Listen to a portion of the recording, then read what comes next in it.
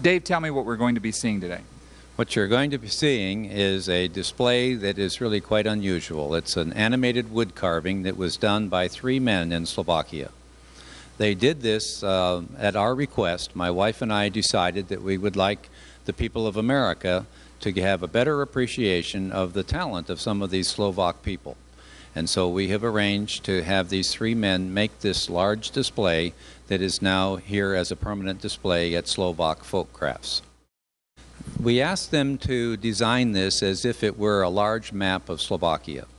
And it's made up of many different scenes. I think there's 30 or 31 different scenes that are folk life scenes that are found all over Slovakia. So this ends up being a representation of folk life as it has existed for centuries in Slovakia.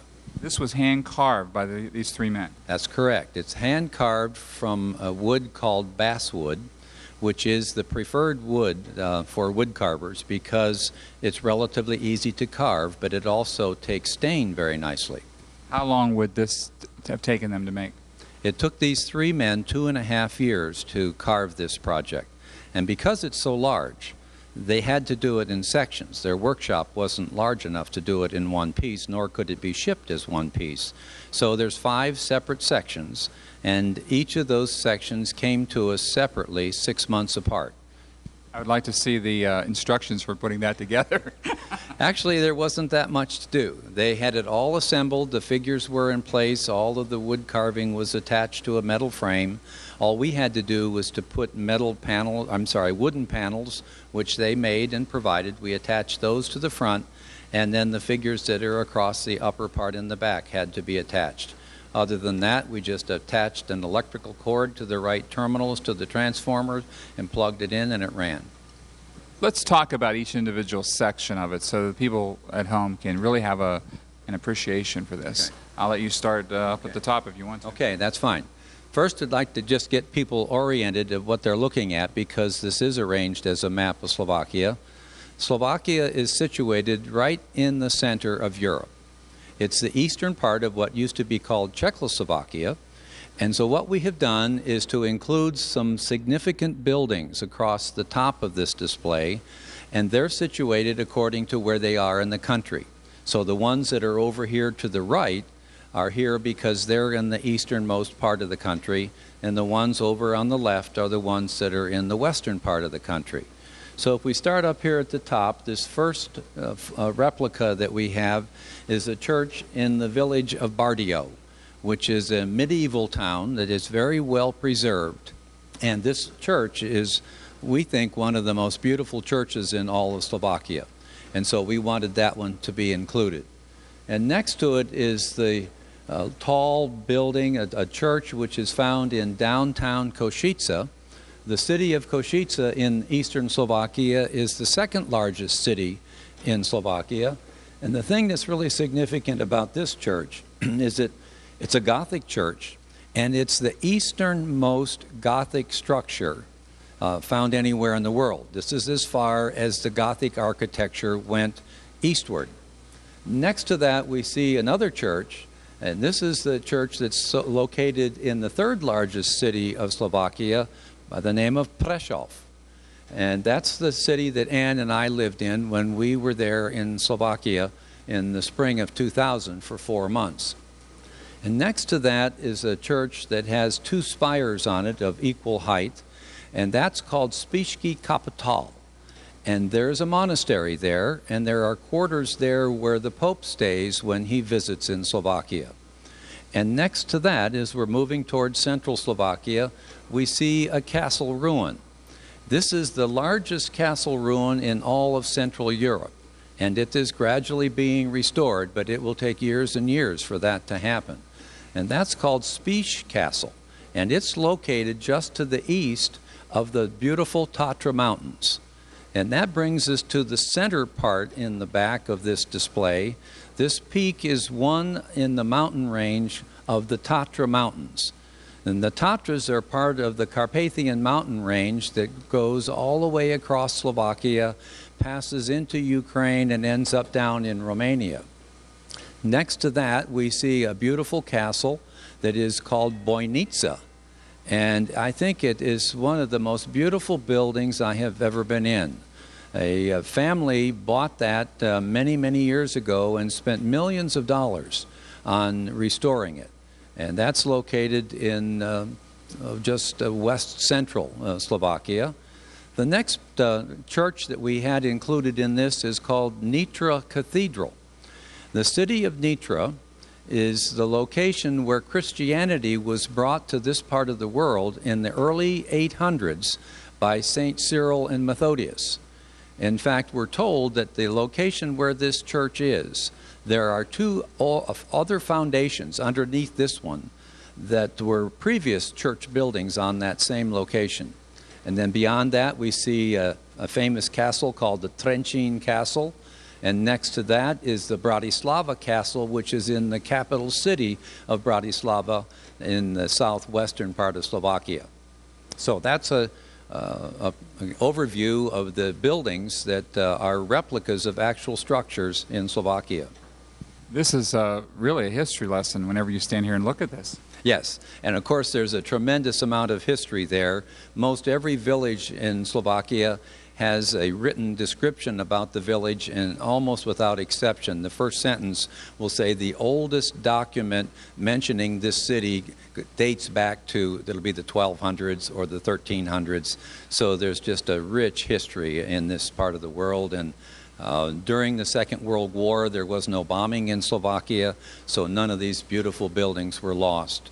And the Slovak people are marvelously peaceable people, and I think that's part of the reason why there hasn't been more destruction there. Whenever you look at this, because like as you said, the entire top part is a replica of the different things of Slovakia, but then you get down to it, and it looks like the creators of this have handcrafted life in Slovakia. That's right. That's right. This is folk life as it has existed in Slovakia for many years.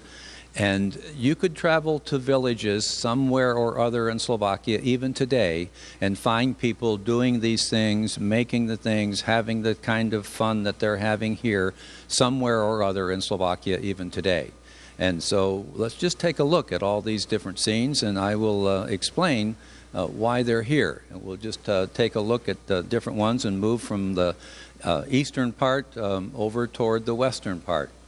The first animated figure I see is a miner, and it's interesting to me that when people come to see this here in western Pennsylvania, they say, oh look, there's a man who's mining coal. Well, interestingly, they never mined any coal in Slovakia, but of course they did here in Pennsylvania and still are.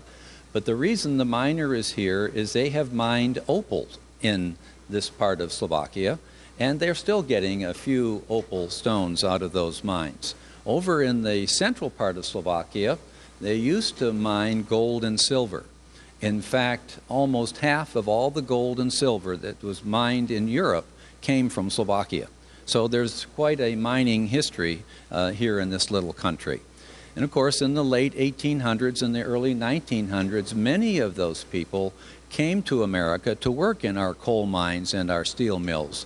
And so there are still many Slovak Americans in this part of America. Are they still doing it this way, or are they more automated today? No, the mine that we have visited, Dan and I visited an opal mine a couple summers ago, and it was still being done by hand.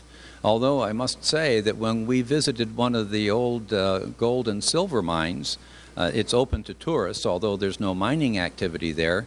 We were really quite surprised as we went back in there with our hard hats and our slickers on to find a piece of equipment in there that was made by Joy Manufacturing in Franklin, Pennsylvania.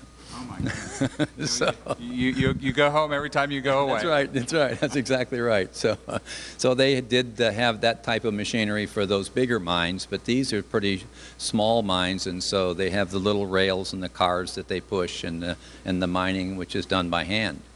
From the man who it looks like is behind the oxen, it looks like there's some farming that goes on there. Yes. Slovakia is primarily an agricultural country, and there is a lot of farming that's being done. And while this can be seen in Slovakia, you have to look pretty hard to find somebody out in the field with oxen. I've seen it only once.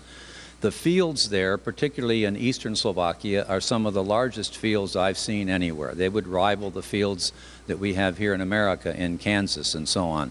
And some of the biggest farm machinery I've ever seen is in Slovakia as well. So they have the two extremes.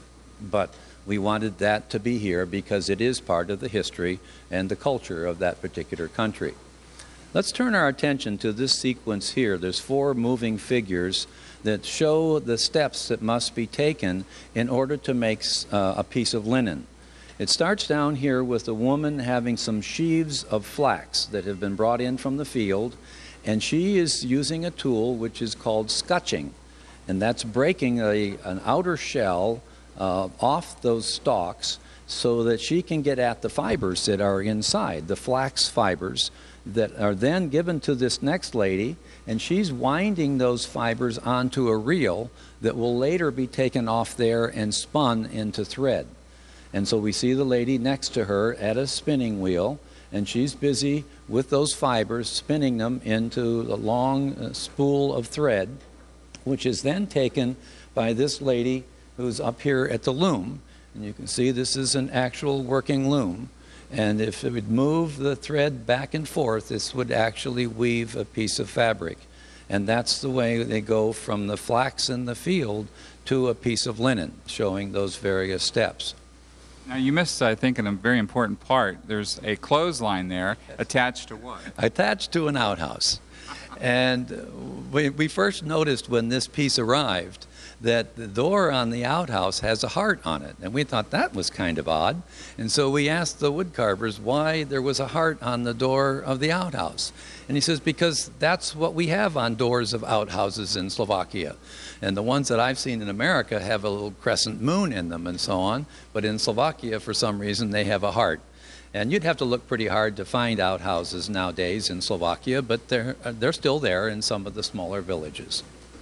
Well, it just was interesting because behind this entire area, I saw that, and I it's interesting he chose to put that with this particular operation. Yes, and I don't know that there's any particular significance of that being with these ladies that are doing the textile things, but they just decided they wanted to include that someplace. And I think it's also interesting they have this little birdhouse here because there are lots of birds, and in fact their birds and their flowers and their trees are very similar to the ones that we have here in the United States. So they wanted to include that as well. And I want to make sure to point out to our viewers the trees that are in this display. And while they aren't moving, many people who come here and see this comment about how interesting and how realistic the trees look.